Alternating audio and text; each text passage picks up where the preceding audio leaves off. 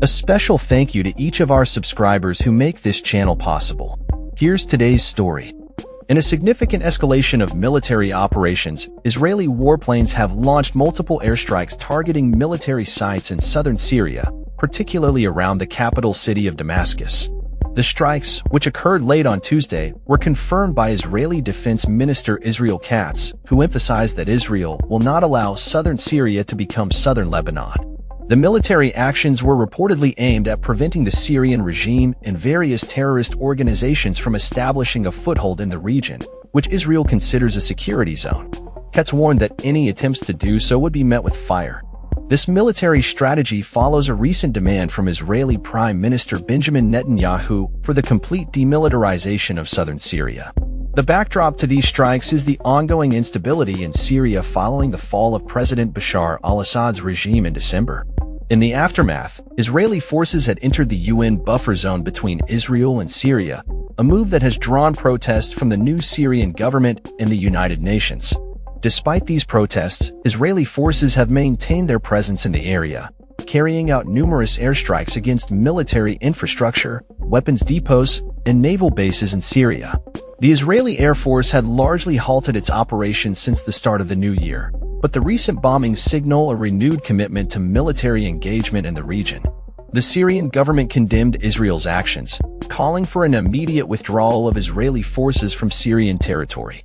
This statement came at the conclusion of a national dialogue conference aimed at planning Syria's political transition post-Assad. The new Syrian government, however, has yet to confront Israeli forces directly, largely due to the weakened state of the Syrian military, which has been ravaged by years of civil war. The Syrian military's capacity to engage in direct conflict with Israel remains limited, as it continues to grapple with internal divisions and the challenge of unifying various militias under a national army. Katz's remarks about the situation highlight Israel's ongoing concerns regarding the new Syrian leadership, which he has described as a jihadist, Islamist terror group. This characterization reflects Israel's broader strategy of countering perceived threats from both Syria and its ally, Hezbollah, which has historically operated within Syrian territory.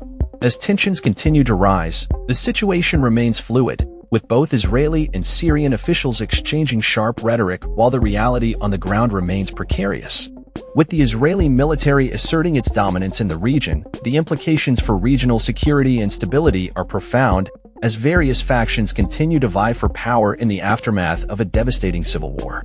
The international community watches closely as these developments unfold, with the potential for further escalation always looming. The Israeli government has signaled its intent to maintain a strong military presence in both southern Syria and southern Lebanon, emphasizing the need for security and deterrence against any threats to Israeli citizens. As the situation evolves, the world remains on edge, awaiting the next chapter in this ongoing conflict that has already seen untold suffering and turmoil. The stakes are high, and the path forward is fraught with challenges that will test the resilience of both nations and their people. That's all for this story. We upload videos every day covering many different subjects, so hit that subscribe button to stay informed. Thanks for watching.